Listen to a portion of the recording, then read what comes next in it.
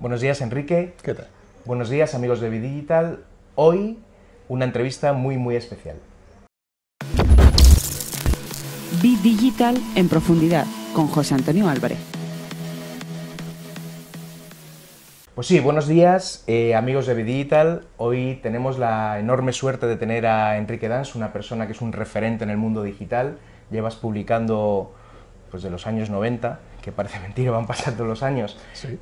Un blog diario, yo creo que... o ha sido diario... Desde 2003. Desde 2003, pero sí publicando muy regularmente desde antes. Yo te recuerdo de siempre, o sea, hemos tenido la oportunidad de aprender de ti desde hace muchísimos años. Ya sabéis que en Bidigital tenemos un propósito de transformación masivo, un enfoque que es mejorar el bienestar de la gente con el uso útil de la tecnología, y en ese sentido pues tenemos tres canales. Este es En Profundidad, donde entrevistamos pues de forma relajada a gente que sabe del mundo digital, en conceptos que bueno, son pequeñas píldoras de 5 o 8 minutos que publicamos 2 veces a la semana para divulgar un poco algunos conceptos y su uso empresarial, y en femenino, de mujeres para mujeres, mujeres que hacen innovación y que quizá no tienen o no han tenido a lo largo de la historia tanta visibilidad como debieran, y bueno, pues estamos trabajando en ese sentido. Pero hoy estamos con Enrique. Bueno, Enrique es una de las personas que yo apunté las primeras en la lista cuando me planteé hacer las entrevistas. Estamos al final de ellas, ya están acabando. He intentado al principio pues entrevistar a personas que están viendo la transformación digital delante, que todavía no están o que no han entrado en ello. Después gente que está sufriendo o disfrutando de la transformación digital. Un poco más tarde pues gente que ya está o que nació digital o que funciona, o que entiende muy bien lo que es digital y está mirando a la disrupción, y en ese proceso estamos, ¿no? La disrupción, el conseguir estas organizaciones exponenciales es un esfuerzo al que no estamos demasiado acostumbrados, y bueno, tú eres un gran conocedor de todo este tipo de historias. Él es, o por lo que más se te conoce, además de divulgador científico, tecnológico, es por ser profesor en el Instituto de Empresa, que es una escuela súper top mundial, y que bueno, pues que os voy a contar, no sé, estáis en algunos rankings el primero, en otros los segundos, que parece mentira cuando se habla de la educación en España, y tenemos escuelas de negocio top mundial, ¿no? Y en parte pues por Enrique. De formación original, yo creo que eres biólogo, lo estábamos comentando antes, Sí. El segundo biólogo que entrevistamos en esta serie, pero te has dedicado al mundo digital, al mundo de la educación siempre, ¿no? Te has formado en Estados Unidos, en la UCLA, que recuerdo que he leído y que es una universidad muy interesante. Yo estuve un semestre en Stanford y visité el campus. La verdad que es otro concepto, ¿no? De universidad y de todo, ¿no? La verdad que por eso van los primeros, ¿no? Es una cosa... Pero bueno, en resumen, eres una persona que conoce muy bien esto. Hazte antes de empezar en materia, una presentación rápida, Enrique. ¿En qué estás ahora? Cuéntanos, ¿a qué te dedicas? En lo que he estado siempre, fundamentalmente en investigar los efectos de la tecnología, y a los 3 niveles fundamentales, ¿no? A nivel personal, cómo nos afecta a nosotros; a nivel de las compañías, cómo las compañías cambian o cómo aprovechan esa tecnología; y a nivel de la sociedad en su conjunto, ¿no? Cómo nos transforma como sociedad. O sea, que estamos en el sitio ideal, ¿no?, para aprender de esto. Ya sabes que estoy investigando sobre estos temas, y ya por entrar un poco en materia, yo la transformación digital, o esto que nos está pasando, lo separo o lo divido en 2 áreas. Uno es de transformación, que es la automatización, o cómo la automatización está mejorando procesos y está modificando o expulsando a antiguos actores hacia otras profesiones, otras tareas. Pero bueno, la automatización yo creo que en la cabeza de la gente es más fácil de entender. O sea, lo que antes pues había había un señor que le daba el botón en la Casa del Libro, que es una librería con varias plantas muy famosa en Madrid, que voy al segundo y le daba el botón al segundo. Pues bueno, ahora ya pues no se hace así, le das tú mismo al botón, ¿no? Bueno, pues esa automatización yo creo que se entiende mejor, y hay otra parte que se entiende peor o que cuesta más porque es exponencial, no estamos tan preparados para pensar eso, que es la transformación hacia la disrupción, ¿no? Cómo conseguir esa palabra que está tan de moda, pero que es apasionante, ¿no? Cómo negocios que no estaban hace 5 o 10 años o que no estaban tan presentes, pues están absolutamente barriendo todo, ¿no? De hecho, pues no sé, Amazon en Madrid decían que más del 70% de los envíos de menos de 2 kilos son de Amazon en Madrid, en una ciudad como Madrid. Y Amazon no nació aquí, Amazon lleva días, ¿no? Muy poquitos años, ¿no? Y cómo están rompiendo pues sectores muy tradicionales y bueno, pues es eso de lo que estamos hablando. En ese sentido, pues te voy a abusar de tu generosidad y voy a intentar pues extraer información de estas cosas, ¿no? La primera pregunta está relacionada con esto. En vuestros estudiantes hay muchas nacionalidades. Además, tu experiencia, pues eres un speaker, un ponente en muchos sitios, conoces muchas organizaciones de distintos sitios. ¿Cómo ven la transformación digital? ¿Como una amenaza? Primero, si la ven, si la están oteando, y si la ven como una amenaza o una oportunidad. ¿Cómo ves el panorama fuera y dentro de España? Yo creo que no la ven, o sea que en general el hombre y la mayoría de las especies somos acomodaticios, buscamos un statu quo, buscamos una forma de hacer las cosas, ¿no? Mientras esa cosa funciona, mientras esa metodología funciona, procuramos no cambiarla, y todo aquello que la intenta cambiar o que propone cambios, pues actúa como una amenaza, y como tal amenaza pues es en principio rechazada o resistida de alguna manera. Tiene que ocurrir algo, una evidencia para que realmente te decidas a cambiar. Una evidencia que muchas veces es una amenaza de alguien, de un competidor o de alguien que hace las cosas de esa forma nueva, ¿no? Pero de entrada no es fácil verlo. Pero aún así hay empresas, hay organizaciones que lo han hecho muy bien, que han sabido adaptarse, que están cambiando, o por lo menos intentando cambiar y están en ese proceso.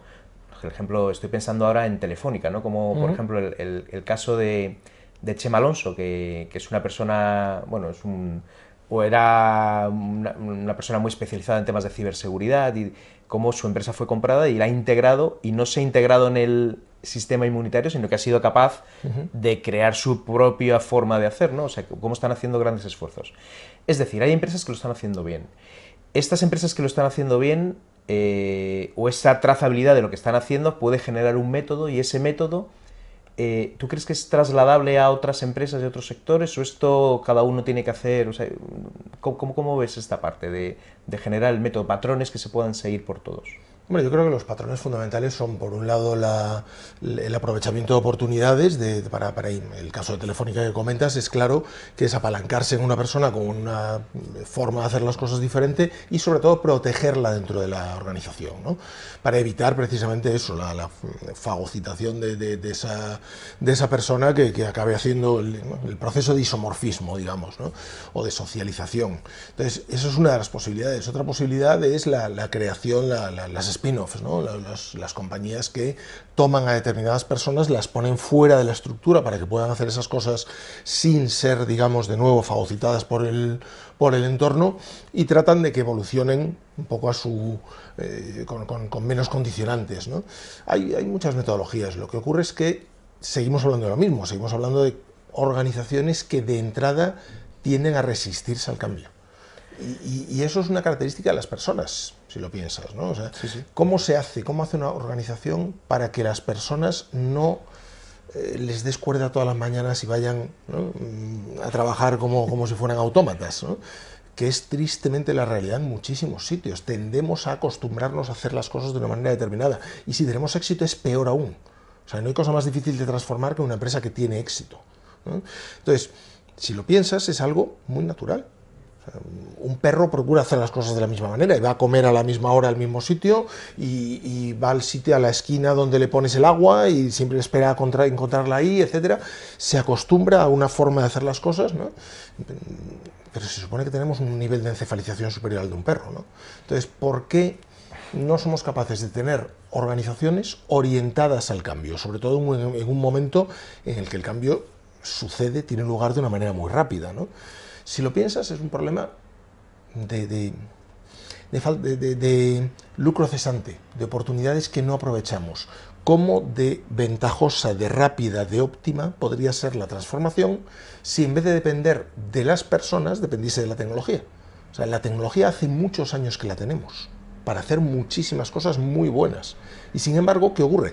Que la aprovechamos muy mal, muy poco y muy lentamente, porque como personas somos enormemente torpes a la hora de cambiar. Si la tecnología dictase los ritmos, en vez de las tontas de las personas, ¿no? Si fuese la tecnología la que dictase los ritmos, seguramente habríamos conseguido ya pues, atajar algunos de los mayores desafíos de la humanidad, ¿no? ¿Cuál es el mayor desafío de la humanidad en este momento? La amenaza climática, ¿no? O sea, el verdadero problema que tenemos es que vivimos en un planeta que a base de un sistema económico que explota el crecimiento constante y que solo premia el crecimiento constante a expensas de cualquier cosa, pues es posible que la humanidad se extinga en 2050. Para el 2050 quedan 30 años. Dentro de 30 años espero seguir por aquí, si tengo un poco de suerte. Es más, puede que todavía se me dejen de alguna clase, ¿no? Entonces, si la tecnología le permitiésemos actuar, podríamos atajar el cambio climático. Sin embargo, ¿qué ocurre? Que las personas, los directivos de un montón de compañías, se niegan a transformarse, se resisten, evitan, bypassan esa tecnología, ¿no? Con lo cual, tenemos un problema serio de estar condicionados por componentes, digamos, más animales de nuestra forma de ser, que evocan más eso, la animalidad, el cerebro primitivo. Es el reptilíneo, ¿no? Que nos han traído hasta aquí vivos, o sea, cuando aparecía un león nos poníamos a correr y ahora hay que dejar que el león pase y es un enfoque muy interesante. La verdad que yo soy un convencido, somos unos convencidos de la tecnología,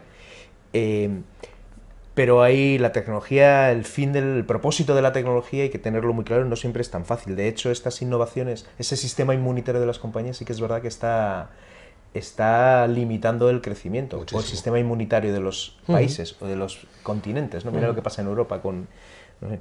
Pero bueno, oye, muy interesante enfoque, ¿eh? ¿Crees que se podría hacer un nivel de comparación, o sea, un sistema un nivel de adaptación comparable? Es decir, ¿se puede hacer un ranking de los que están en el camino hacia la disrupción? ¿Se podría medir, se podría establecer, pues como en los niveles de inglés, tú tienes un B2, un C1, hacia la disrupción? ¿Crees que esto es posible o las empresas que disrumpen son muy distintas unas de otras? Son muy distintas, pero es que fundamentalmente el problema es que no hay empresas, hay muy pocas empresas consolidadas que de repente se vuelvan disruptivas. La disrupción no es algo que tú busques, la disrupción es algo que te encuentras. Entonces alguien se lo encuentra y cuando se lo encuentra, típicamente, si puede aprovecharlo, lo aprovecha. ¿Y cuándo puede aprovecharlo? Típicamente cuando es una empresa que se ha organizado en torno a eso. No una empresa que ya hacía otras cosas y de repente se encuentra la disrupción. Hay muy pocos casos de empresas consolidadas que se vuelvan disruptivas como tales. Lo normal es que una empresa se vuelva disruptiva porque se forma disruptiva, se forma en torno a una disrupción. Es decir, que la pregunta que te iba a hacer después, de si es más fácil transformar una compañía consolidada con todas las grandes ventajas, la gran ventaja en recursos ilimitados. Bueno, ilimitados nunca, pero por lo menos mayores. Cuando hablas con los de las startups dice que sí, pero bueno, gran capacidad de recursos, y esto se lo creen, y a las pruebas nos remitimos, ¿no? Frente a la startup, la pequeña, la que empieza, lo tienes claro, las pequeñas son las únicas que tienen opción, ¿o cómo ves esta parte? Las pequeñas son las que digamos, trabajan esa idea de la disrupción de una manera genuina. Las otras buscan formas de adaptarse, buscan formas de interiorizarlo, de vez en cuando pues eso, adquieren alguna compañía que típicamente por el hecho de haber sido adquirida se vuelve menos disruptiva, curiosamente. O sea, la disrupción es algo que si te lo encuentras cuando ya tienes una forma consolidada de hacer las cosas, tienes a resistirla, a intentar resistirla. Es difícil que haya grandes compañías que entiendan que deben aprovechar la disrupción. Y cuando lo consiguen porque lo han hecho de una manera muy convencida, con un soporte enorme de la alta dirección y con un convencimiento pleno de que esa transformación es necesaria. Pero en cambio las empresas que disrumpen, un Amazon se está metiendo en otros sectores y los está disrumpiendo también. Sí, claro. Ya no hablemos de Airbnb, que tiene, Airbnb o Uber, ¿no? Que es el ejemplo. Pero como ya tienen ese modelo les funciona y lo aplican sector a sector, ¿no? Pero cualquiera de esos ejemplos son compañías disruptivas porque lo eran cuando nacieron. Porque nacieron en torno a una idea disruptiva, ¿no? Y la pusieron en marcha de una manera determinada. Y esas compañías incluso tienen que luchar contra la esclerotización, tienen que luchar para ser capaces de seguir siendo disruptivas. Qué enfoque más interesante, muchas gracias. Mira, yo analizo bueno, 4 características que veo que necesitan las empresas para disrumpir. Vamos a hablar un poco sobre ellas. Grado de integración. Es el grado de innovación entendido como la facilidad para adoptar innovaciones, o sea, cómo uno se encuentra en el sitio donde está. ¿Cómo de importante ves este factor y cómo nos ves en él? Es muy importante y depende de cada una de las personas. Esto es como la genética. O sea, al final la expresión de una característica, la expresión de, o sea, los rasgos de una persona o de una organización, me da exactamente lo mismo, es parte de los componentes intrínsecos de esa persona, los genes que tiene, o las personas que trabajan en una organización, y el ambiente. El hecho de que el ambiente permita expresarse esos genes, ¿no? Entonces, en las compañías tú tienes personas que más o menos pues, reciben, digamos, ciertos inputs, ¿no? Que típicamente en una compañía son muy limitados. En una compañía es curioso, las personas que trabajan en una compañía suelen ser enormes ignorantes de lo que ocurre en su contexto, de lo que ocurre alrededor de la compañía, de las tecnologías. Les hablas de tecnologías disruptivas que pueden afectar a lo que hacen y típicamente las desprecian. Dicen, nah, pero eso no va a funcionar, porque tal, eso es poco profesional, eso no sé qué. Lo ven como algo, le quitan importancia, tienden a minimizarlo, ¿no? O sea, es curioso que por el hecho de trabajar en una compañía tú tiendes a creerte tú mismo que eres el gran experto, cuando en realidad lo que haces es cerrarte al exterior y no mirar tanto o despreciar lo que ocurre en el exterior, ¿no? Entonces tienes que crear un ambiente dentro de esa compañía que permita la expresión de las cosas que efectivamente se absorben del contexto, ¿no? Entonces eso es muy difícil, hay algunas compañías que lo consiguen, pero en general pocas. O sea, fíjate el caso de Google, por ejemplo, todos la conocemos como una compañía aparentemente muy disruptiva, etcétera. Si es tan disruptiva, ¿por qué la gente se aburre? ¿Por qué la gente se va en torno a eso, 5 o 6 años en Google y después te largas? ¿Por qué? ¿Porque ya has ganado suficiente dinero? No. Nadie se cansa de ganar dinero, ¿no? ¿Por qué? Pues porque a partir de un cierto tiempo, de un tiempo determinado, has destripado el juguete, haces siempre lo mismo y te aburres por otras razones. Cuando la compañía quiere de verdad generar una disrupción en torno a un tema, en torno al machine learning, a la inteligencia artificial, ¿qué hace? Una acción enorme que consiste en formar a toda la compañía, todos los niveles de la compañía, en esa tecnología, para que la entiendan, la hayan hecho, hayan educado un algoritmo, hayan probado, hayan jugado con datos, se hayan encontrado con dificultades. Si no, no eran capaces. Entonces, fíjate que el nivel de preparación que tienes que hacer para una transformación es brutal y afecta a toda la maldita compañía, a todos los niveles, y tiene que venir desde arriba, si no, te la vas a pegar. Formar a todo el mundo en la tecnología disruptiva. Efectivamente, que todo el mundo la entienda, la conozca y la interiorice. O sea, no formó al personal de limpieza porque eran una subcontrata, si no los habría formado también. Qué enfoque más interesante. O sea, lo único que puedes hacer es generar una urgencia, una necesidad por el cambio y un impulso desde arriba que haga que toda esa serie de resistencias que sabes que existen, que sabes que están ahí y que sabes que de otra manera te las vas a encontrar, puedas de alguna manera luchar contra ellas.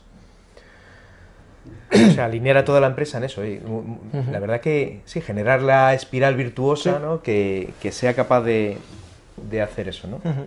¿Te encuentras a las compañías con planes de transformación digital serios? No. No, en general se busca una persona, se la pone ahí en una figura determinada. Si tienes suerte, esa persona al menos tendrá una dependencia jerárquica muy elevada. Si no, en muchos casos ni eso, ¿no?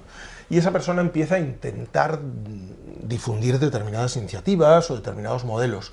Que se le dé poder a esa persona para de verdad transformar la organización, muy pocos casos. O sea, es curioso que la transformación digital todo el mundo quiere decir que la hace, y entonces todo el mundo nombra a alguien y le da un título y además como... Se quita la corbata al CEO, ¿no? Sí, exacto, hace una serie... Cuidado porque los gestos son más importantes de lo que parece. O sea, los gestos ayudan muchas veces, o yo qué sé, sea quitarte la corbata, o sea yo lo he hecho, yo he trabajado de corbata. Yo no, disculpadme, como estoy tan impresionado por Enrique hoy. No, la cuestión es que a ver, yo había trabajado toda la vida siguiendo las directrices de una persona que me había dicho que, bueno, pues en una escuela de negocios tenemos que parecernos más a la empresa que a la universidad, ¿no? Y en la empresa se vestía de corbata. Ahora en la empresa, en la mayor parte de los casos, ya no se viste de corbata. Por otro lado, esa persona se murió hace unos cuantos años y seguramente yo ya tengo mis dudas de si seguiría llevando corbata en este momento. Y por otro lado, coincide con un cambio. que yo, además de ser profesor, que es lo que he sido toda mi vida y lo que quiero seguir siendo, y de negarme toda mi vida a aceptar otro tipo de responsabilidades, yo quería ser, pues eso, profesor, investigador, divulgador, etcétera, hacer mis cosas, pero no tener una responsabilidad administrativa. Ahora no, ahora soy, además, Senior Advisor de transformación digital del propio IE. Entonces, se tiene que notar, se tiene que ver algo, tienes que hacer algún gesto, ¿no? Y en mi caso fue ese gesto, concretamente. La verdad, Enrique, que cuando entrevisto a gente que conoce muy bien el tema, os vais adelantando las preguntas. Y es que es la siguiente. ¿Cuánto saben los ecosistemas externos y sobre todo internos de lo que se está haciendo en transformación digital? O sea, ¿cuánto de aislado están esos departamentos? ¿Cómo ves esta? Los gestos son clave, efectivamente. Convencernos todos de que estamos en eso, creo que es clave. ¿Cómo lo ves? ¿Cómo ves a las empresas y cómo ves el ecosistema en esto? El problema es que seguimos teniendo una mentalidad del trabajo muy proveniente de la revolución industrial. Aparentemente trabajar es fichar por la mañana, ahora fíjate con esa ley que además pretende obligarte a fichar. Que es no pretende, no, obliga. Sí, no, yo no he fichado en mi vida y no voy a fichar. No sé qué van a hacer conmigo, pero yo no he fichado nunca ni voy a fichar. Entonces ya veremos cómo lo organizamos. Pues como empresario te digo que está siendo un problema. Ya, pues tendrá algún problema. Me parece muy bien, pero yo no puedo, es increíble, sí. Yo no puedo admitir que mi actividad se desarrolla de tal hora a tal hora. Sí, que no es poner ladrillos. Que pretendemos que una persona empiece a una hora determinada de la mañana, que pase no sé cuántas horas en un sitio determinado y que luego se vaya, y que su trabajo es eso, es una serie de deliverables, de tal. Esto es completamente absurdo. Esa concepción del trabajo a día de hoy es completamente absurda, salvo para el trabajo fabril, salvo para la persona que está en una cadena de montaje. Entonces, ¿qué ocurre? Que pedirle a las personas, por ejemplo, que se informen, que lean la prensa, que estén informados de lo que ocurre en su contexto, o no solo en su contexto, fuera de su contexto, porque muchas veces la innovación viene precisamente de la aplicación de cosas que están fuera de tu contexto. Nadie lo hace, no hay compañías que lo hagan. En cualquier compañía, si tú entras y un trabajador está delante del navegador leyendo la prensa, le dices, tío, trabaja. No, perdona, está trabajando. Lo que está haciendo precisamente es informarse. Si lee el Marca, no. Pero si está leyendo prensa que tiene que ver con cuestiones que se hacen en otros sitios, con cosas que hacen otras compañías, que a lo mejor no tienen nada que ver con la tuya, con posibles métodos, en muchos casos se está buscando inspiración, está generando esa inspiración. Se genera esa tarea como parte del trabajo de las personas en las compañías. ¿Qué va? ¿Qué va? Se pone un departamento de innovación donde 4 chalados que no trabajan, que se dedican a otra cosa, a innovar, ¿no? Que no están definidos como personas operativas en la cadena de producción de esa empresa. Coste, ¿no? Los ponemos ahí y que piensen sobre ello. Eso no es forma de innovar. Los departamentos de innovación deberían morir todos. La innovación tiene que ser completamente horizontal y difundirse en toda la cadena. No tiene que haber ni departamento, ¿no? Tiene que estar innovando todo el mundo. Claro, entonces la innovación no es una tarea de 3 chalaos que hemos puesto en algún sitio.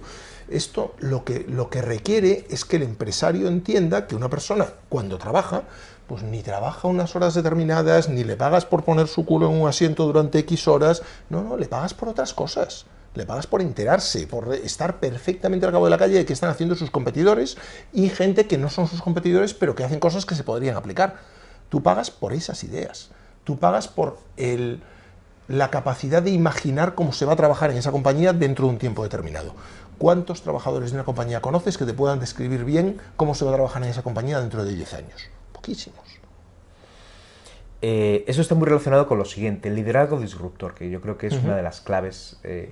Yo entiendo este líder disruptor no solo para la capacidad, o que no solo tiene la capacidad para adoptar la disrupción, sino para generar la atracción en el ecosistema.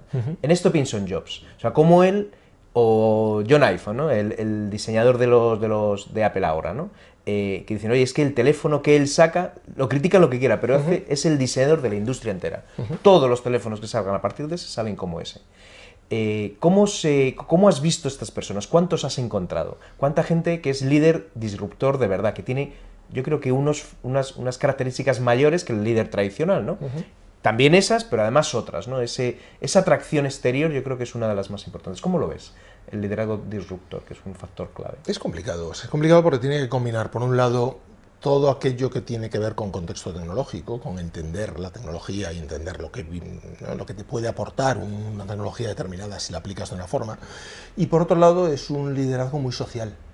enormemente social. Tiene que social internamente, de crear el tejido social dentro de la compañía para que esos cambios puedan desarrollarse, puedan llevarse a cabo, y por otro lado social en cuanto a entender el proceso de difusión de la tecnología.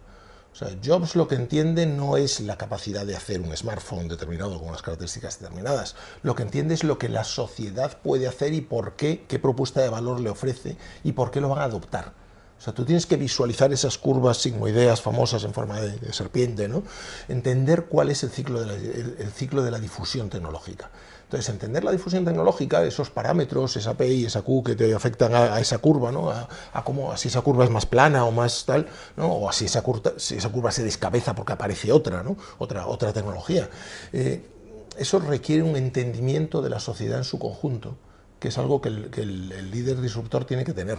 Entonces, no es un tecnólogo necesariamente, muchas veces no es una persona siquiera, a veces son dos personas, uno que tiene más entendimiento, más habilidades sociales y otro más tecnólogo, ¿no? Que es el caso de Woz y Jobs, ¿no? De Wozniak y Jobs. Sí, la verdad no lo estáis viendo, pero es que justo detrás de Enrique hay un póster de Steve Jobs y es que es una pena que se haya ido, ¿no? Pero sí que es verdad que las últimas innovaciones las hizo al final de su vida, ¿no? No se ha ido, está en los cielos. Bueno, efectivamente.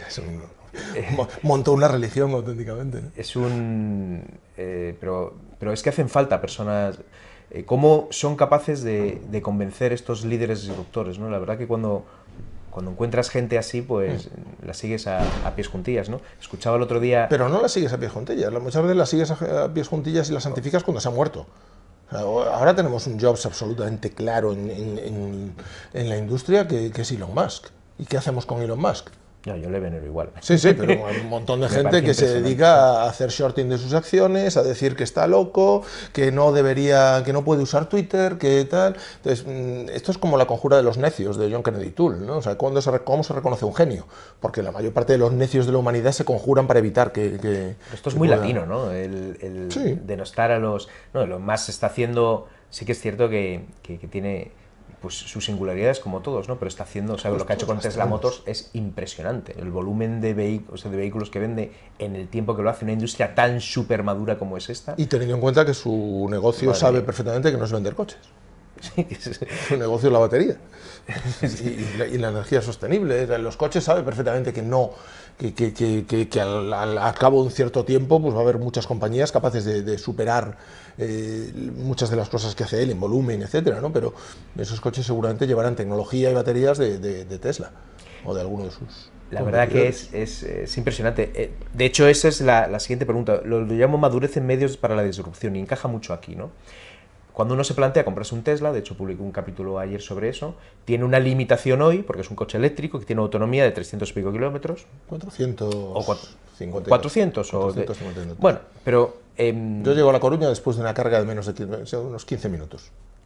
Pero tienes que planificar los viajes de una forma distinta porque todavía los cargadores no están lo suficientemente extendidos. Es que hay varios absurdos si lo piensas aquí. Primero, ¿por qué dimensionamos el coche para un uso que vamos a hacer un par de veces al año?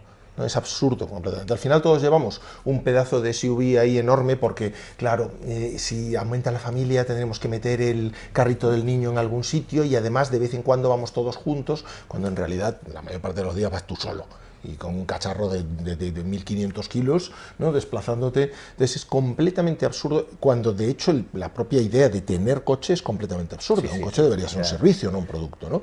Entonces, ¿por qué? Pues a ver, yo el coche que tengo es el último coche que me voy a comprar en mi vida. Y si no quiero, o sea, si por cualquier cuestión tuviese que cambiar de coche antes, desde luego no me plantearía un coche, pues no sé, de motor de combustión, me parecería criminal, ¿no? Entonces, ¿realmente qué ocurre? Que lo único que te obliga a un coche eléctrico hoy en día, primero, es a pensar si lo necesitas. Segundo, si lo necesitas porque no vives en una ciudad, vives fuera de esta ciudad, fuera de cierta distancia de la ciudad, etcétera, lo que tienes que pensar es que no tiene por qué cubrirte todas tus necesidades. Es que hay parte de esas necesidades que las puedes alquilar y te van a salir mucho más baratas. Sí, más cómodas, más flexibles. Sí, esto es como lo de casa propia o alquiler, ¿no? Sí. Pero los medios de disrupción, pensemos, si no en los coches, que sí que tienen otra discusión, cómo los bancos han sido un ejemplo en esto. Los bancos no había cajas de, o sea, no había el sistema bancario en España, y plantearon un montón de oficinas bancarias que ahora van cerrando, o cajeros automáticos, o TPVs. Yo en un taxi he pagado con un TPV virtual, que esa valentía que ha tenido la banca y esas inversiones gigantescas que ha hecho en tecnología son para distribuir, luego vender sus servicios, que ¿cuándo se amortiza eso? Pues probablemente nunca, pero sí que es verdad que han hecho una labor de maduración en infraestructuras que no todos los sectores pueden hacer. Es decir, cuando nos ponemos a enseñar online en países latinoamericanos, es que no tienen capacidad tecnológica porque no tienen conexión, realmente una conexión suficiente para ver los contenidos que les planteas, una videoconferencia o cosas así, ¿no? Es decir, ¿cómo delimitante ves los medios físicos para que nos acerquemos un poquito a la disrupción en España y en el mundo? En España no es el peor ejemplo, pero tenemos unas infraestructuras, por lo menos de comunicaciones, extraordinarias, ¿no? Pero ¿cómo ves estas limitaciones? O sea, ¿crees? No, a mí me parece que no tiene mucha importancia. Yo creo que, de hecho, muchas de las disrupciones surgen cuando eres capaz cuando aparece una tecnología que te permite llevar más allá de esas disrupciones. O sea, nosotros no tenemos ningún problema con nuestra educación online porque desarrollamos una tecnología, y además basada la mayor parte en código abierto, que nos permite, con un pequeño plugin en el navegador, hacer un uso del ancho de banda enormemente eficiente. Entonces, pues tenemos alumnos digamos que la tipología del alumno nuestro de enseñanza a distancia, nosotros no concebimos la enseñanza a distancia como un sustitutivo de no puedo ir a clase, concebimos la enseñanza a distancia como una enseñanza superior a la presencial, mejor, intrínsecamente mejor, ¿no? Muchos de nuestros alumnos viven en un maldito avión, con lo cual muchas veces se están conectando desde vete tú a saber dónde, con una conexión en su teléfono móvil, ¿no?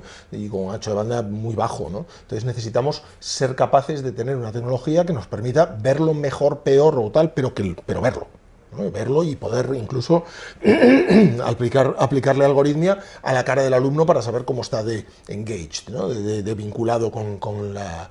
Entonces, en este sentido, lo que es limitante es el no estar pendiente de los cambios tecnológicos que te permiten saltar por encima de esas limitaciones, ¿no? Muchas veces. Un banco, a mí me parece un ejemplo muy malo de disrupción. Yo creo que los bancos precisamente están experimentando la disrupción. Quienes traen las fintech. Sí. Y las fintech son gente que ha hackeado la cadena de valor de la banca. Entonces, lo que decía Storonsky, el creador de Revolut hace no mucho tiempo, ¿no? Los bancos, para hacer lo que hacen, tendrían que hacerlo con un tercio de las personas que tienen. Entonces, realmente toda esa infraestructura y toda esa barbaridad de medios que han montado y que han ganado barbaridades enormes de dinero, no gracias a ser disruptivos, sino gracias a hacerse un lobby determinado y a tener unas conexiones con el poder determinadas, ¿no? Y han montado un negocio enormemente rentable, que no tengo muy claro lo que aporta realmente. O sea, si mañana hubiese una huelga enorme de todos los empleados de banca, al país no le pasaría nada. Mientras los informáticos funcionen. Al país no le pasaría absolutamente nada. Como si tenemos que dedicarnos a cambiarnos papelitos. Al país no le pasaría nada si de repente hay una enorme huelga de banca. Y sin embargo, si la hay de recogida de basuras, ya verías qué rápido. Han sido unos grandes inversores en tecnología. Pero muy mal, pero lo han hecho fatal. O sea, han creado una tecnología monstruosa. Hay bancos todavía que hay que integrar una web con ellos, ¿no? Con Sermepa, madre mía. No, es horroroso. Mira, comprarme cualquier cosa, intentar comprar cualquier cosa online en España es tener que haber inscrito tu tarjeta en no sé qué web para asegurarte de que es de comercio electrónico seguro, y después vas a tu banco y en tu banco te sale un teclado virtual desordenado que tienes que... Por favor, compra algo en Estados Unidos. Es así, pum, pum, pum, y ya está. O sea, es inmediato. O sea, España, en ese sentido, se ha especializado en una innovación que protege a ultranza el negocio del banco, ¿no? Obligando al cliente a bailar sobre un solo pie y dando saltitos mientras sujeta una pelota encima de la nariz. Es absurdo. De hecho, eso es el sentido de las fintech. Claro, hazle la vida fácil al cliente. O de los que usamos hazle la vida fácil al cliente, al usuario. Organizaciones exponenciales, estas que nos gustan, ¿no? O que me gustan a mí, que como economista, estos rendimientos exponenciales, cómo consiguen, además, tener rendimientos crecientes, cuando lo habitual son que haya rendimientos decrecientes, ¿no? Una eficiencia pues ellos consiguen todo lo contrario y lo están haciendo muy rápido y lo están haciendo muy bien. ¿Por qué los Amazon, los Google, los Uber, por qué no están en España? ¿Por qué no están prácticamente en Europa? ¿Qué nos Porque falta no los aquí? dejamos, no se lo permitimos. Mira, Europa ha creado, todos los países que derivan del sistema del derecho napoleónico, digamos, ¿no? Lo han evolucionado de tal manera que cada vez que aparece una nueva cosa, una innovación, el sistema trata de deducir todo lo que podría generar, todos los cambios que podría generar esa innovación y ponerles, digamos, apuntarlos en el código de alguna manera, ¿no? E intentar ponerles freno o pararlos o prevenirlos, ¿no? Todo lo que depende de la common law, todo el sistema de derecho británico, norteamericano, etcétera, lo que hace es precisamente lo contrario. Cuando aparece algo nuevo, se espera a ver si genera problemas. Si no genera problemas, adelante. Si genera algún problema, viene un juez y, aplicando la legislación antigua, es decir, la jurisprudencia, busca comparables. Busca comparables y deduce, pues si hicimos esto aquí, pues con esto que se parece habrá que hacer esto mismo, ¿no? Entonces, ¿qué ocurre? Que el sistema anglosajón en general no detiene la innovación, mientras que el sistema europeo en general lo que trata es de ponerle palos en todas las ruedas posibles. Fíjate la gran diferencia entre que aparezca Uber en Estados Unidos o que aparezca Uber en las ciudades europeas. En las ciudades europeas rápidamente sale alguien a decir esto se parece a lo que hacían los taxis y entonces es injusto con los taxis. Vale, genial. Entonces, ¿qué ocurre? Pues mira, había un anuncio de hace muchos años de IBM que a mí me encanta. Dos personas mirando una obra. Y una le dice a otro, mira esa excavadora, qué barbaridad, esa excavadora ahí le está quitando el trabajo a 12 personas que antes utilizaban palas. Pues si se trata de eso, quítales las palas, dales cucharitas, que hagan lo mismo con cucharitas, y en vez de 12 personas vas a necesitar 200 personas, que bien, habremos generado muchos puestos de trabajo, que habremos hecho el idiota totalmente, ¿no? Entonces, esa concepción de protección del incumbente, toda la Unión Europea es una estructura enorme de protección del incumbente. Los lobbies campan por Bruselas a sus anchas y hacen lo que les da la gana. ¿Para qué? Para evitar cambios. Es una estructura de resistencia al cambio. Entonces se innova muchísimo menos en Europa que en Estados Unidos, en el Reino Unido y en otros países. ¿Ves equiparable la capacidad de los emprendedores, de los empresarios, de los que lo tendrían que hacer? O sea, si hubiese una legislación parecida... Por supuesto, la creatividad. A nivel de creatividad somos la bomba. Un emprendedor en un entorno europeo es un maldito héroe que tiene que pasar por encima de un montón de problemas, ya simplemente para constituir la empresa, pero una vez que la ha constituido, para encontrarse con todas las trabas que le va a poner la administración, el lobby de turno, todo aquel al que le genere disrupción, va a ser capaz de prácticamente detenerlo o crearle un problema enorme, ¿no? Mientras que en Estados Unidos no es así. Sabes que hay temor en la sociedad por esta digitalización de todo, ¿no? Esto que comentabas de las zanjas y las personas con palas. ¿Tú crees que la digitalización, el proceso, dentro de unos años, se creará empleo o se destruirá de forma neta? ¿Cómo ves la parte esta del empleo? Se destruirá sin duda. Habrá mucho menos empleo, pero es que el empleo es otra cosa. El empleo en realidad, te vuelvo al caso de la revolución industrial. Tú me presentas a mí y dices, aquí está Enrique, profesor. No, yo soy Enrique. Además, estoy de profesor. Ya veremos si dentro de unos años lo estoy o no lo estoy, o estoy haciendo otra cosa, o me he vuelto a estudiar, o yo qué sé, o no estoy haciendo nada. A lo mejor decido tomar un sabático, ¿no? Entonces, la concepción de trabajo como identidad de la persona es completamente insostenible, es absurda. Una persona tiene que ser persona, y por el hecho de ser persona tiene que tener sus recursos asegurados, ¿no? Tenemos que asegurarle que no cae por debajo del nivel de pobreza, ¿no? A partir de ahí esa persona trabajará. ¿Trabajará cuándo? Cuando le interese trabajar, cuando le ofrezcamos un trabajo o se busque o se encuentre de alguna manera un trabajo que le satisfaga, que le apetezca hacer. ¿Cuántas personas conoces que trabajan en aquello que de verdad les apetece y les gusta? Yo soy una persona que trabaja en aquello que le apetece y le gusta. Yo me levanto por la mañana y tengo ganas de venirme aquí cuando me vengo aquí. Y cuando no me vengo aquí trabajo desde mi casa y a veces trabajo de viaje, ¿no? ¿Me gusta lo que hago? Sí. ¿Me preocupa mi pensión? En absoluto, aunque seguramente no llegue a... ¿no? Quiebre el sistema antes. ¿Me preocupa? No, porque yo no quiero jubilarme. Yo quiero seguir trabajando y que me dejen seguir dando clase, escribiendo, etcétera, mientras la cabeza me dé para ello, ¿no? Entonces, ¿a dónde vamos? Vamos a un sistema en el que una persona trabaja en aquello que le gusta, le apetece, quiere hacer, que además si genera un valor le pagan por ello, ¿no?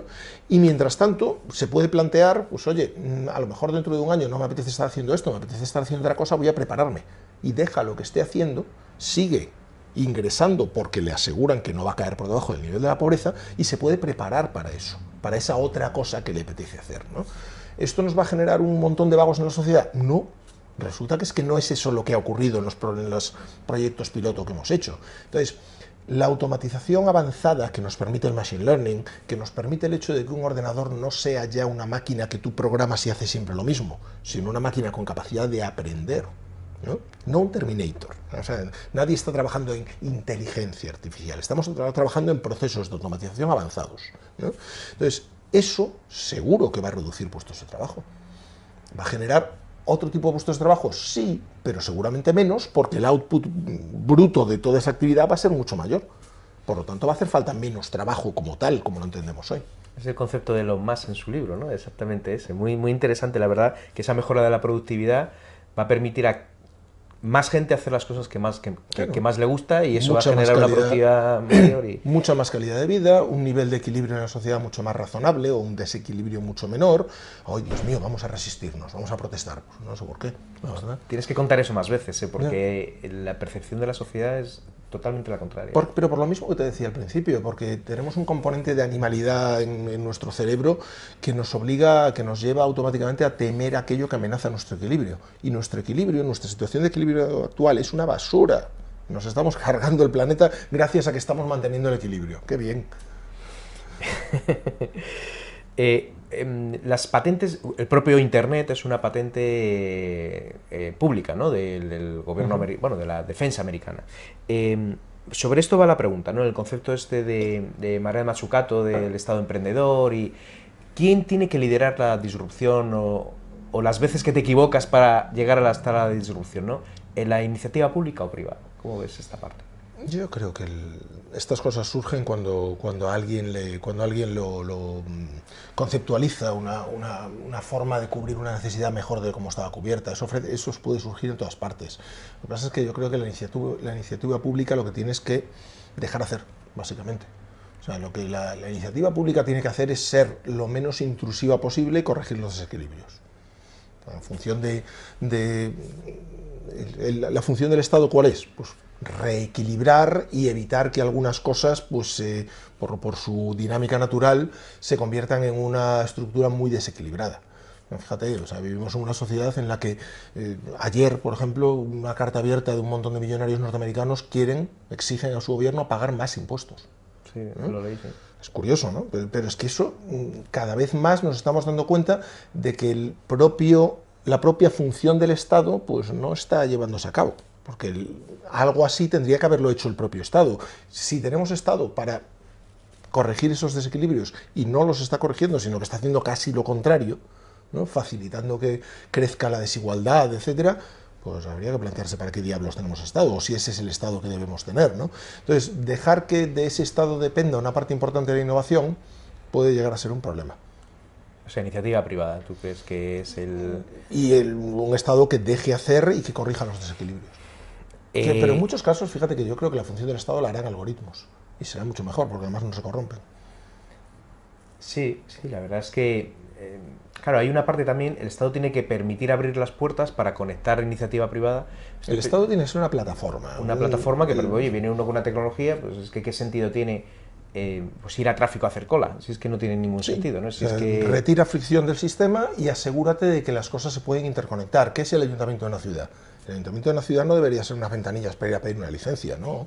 Tiene que ser una API enorme, donde cualquiera puede enchufarse, pueda acceder a determinados datos y pueda coordinar todo lo que hace o los servicios que ofrece en una ciudad con el resto de los actores de la ciudad, ¿no? Entonces, en ese sentido, ¿cuánta gente necesita un ayuntamiento? Muchísima menos de la que hay. Me ha encantado eso de que el ayuntamiento sea una API, ¿eh? Claro. El concepto de que... ¿Algún comentario más, algo que en este contexto te quede por decir, un resumen final, que te apetece decir, Enrique? Porque ha sido muy, muy interesante, la verdad. Muchas gracias. No, tampoco, o sea, yo creo que la humanidad ha ido evolucionando de una manera determinada, considerando que el hombre es la especie que más cambios provoca sobre el contexto que lo rodea, ¿no? O sea, no hay la tecnología no es privativa del hombre, hay especies que generan su propia tecnología o que usan herramientas y tal, pero el hombre es la especie que más cambios provoca sobre su entorno gracias a la tecnología. La tecnología define nuestro entorno. Vivimos en la edad de piedra, después en la edad del bronce, después en la edad de tal, ¿no? ¿Por qué? Porque era la tecnología prevalente en ese momento, ¿no? Ahora no se sabe en qué edad vivimos, pero sería seguramente la siguiente gran era es la edad del machine learning, ¿no? O al menos ese es mi entendimiento, si es que la próxima gran era no es la de la extinción masiva, que también puede ocurrir, ¿no? Entonces, ¿qué pasa? Que cuando de verdad miramos al futuro y decimos, estamos viviendo en un planeta que nos lo estamos cargando completamente, no al planeta, sino a la capacidad que tenemos de, de sobrevivir en él, la tecnología tiene que ser capaz de estar a la altura. Y la tecnología está a la altura. Los que no estamos a la altura somos nosotros, con la adopción de esa tecnología, ¿no? Y eso es un drama. Eso es el mayor desafío de la humanidad. Está corriendo el riesgo de no superarse, no por un problema tecnológico, sino por un problema de personas, de adopción, de actitudes. Estoy tan de acuerdo contigo en esa... Cuando has dicho antes lo de que hay que formar a todo el mundo en tecnología, yo me dedico a la formación en tecnología y cada vez tenemos menos alumnos. Y menos alumnos no solo porque tengamos menos, que eso puede ser un problema nuestro, sino porque tenemos menos gente que sabe lo anterior, lo necesario para llegar a entender lo que es la tecnología hoy, que parece que es cada vez más sencilla. Hay menos habilidades o competencias digitales en la sociedad de lo que parece, muchísimas menos. También otra discusión es lo de los nativos digitales, que yo creo que porque yo esté pegado a estos libros no los leo, igual que la tecnología, porque esté cerca de mí no tengo por qué usarla. Eso no existe. O sea, es volver a la biología otra vez. O sea, si lo piensas, alguien que dice, no, es que mi hijo es un nativo digital y yo soy un inmigrante digital y mi hijo tiene... Es un ignorante absoluto, porque los genes de tu hijo no han variado con respecto a los tuyos. La dotación genética varía a lo largo de muchas generaciones en función de mutaciones totalmente aleatorias, que se expresan a lo largo del tiempo de bastantes generaciones. Tus hijos son idénticos a ti genéticamente. Tus hijos no tienen nada en su genoma que les haga jugar al Fortnite mejor que tú. Si tú quieres jugar al Fortnite mejor que tus hijos, lo puedes hacer perfectamente, no te lo impide nada, más que el hecho de que no le dedicas tiempo, no le pones prioridades. Es más, si no eres capaz de jugar al Fortnite mejor que tus hijos no van a aceptar tu liderazgo. Y cada vez que les hables del Fortnite y les digas, no juegues a la hora de no sé qué, dirán, aquí está el viejo que no se entera de nada y que no sabe lo que es el Fortnite, porque cada vez que se ha intentado meter, me lo he niquelado en cuestión de 3 segundos, ¿no? Entonces, no te respetan. ¿Por qué? Pues porque has perdido tu ventaja frente al contexto. Muchísimas gracias, Enrique. Muchísimas gracias por varias cosas. Una, por divulgar también y de forma tan rigurosa la tecnología, que cada vez hay menos de esto. Parece mentira, en el mundo que estamos, cuesta mucho encontrar algo que no sea, o que esté fundamentado y que no solo sea opinión, ¿no? Esto es la primera. La segunda, bueno, por exponerte, por agradecer, por permitirnos entrevistarte.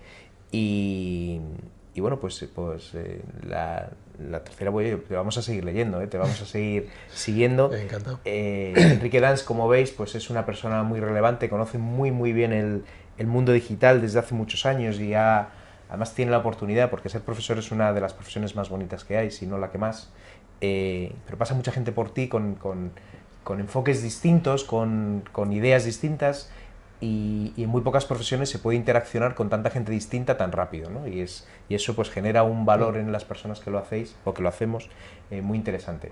Ya sabéis que lo que es Bidigital, si habéis llegado hasta aquí sois muy fans, así que no os voy a... Si habéis aguantado hasta aquí, con el rollo que yo tengo. A insistir con que nos sigáis, pero bueno, a vuestra disposición, que paséis una feliz semana y muchísimas gracias, Enrique, por todo. Gracias a todos. Gracias a ti.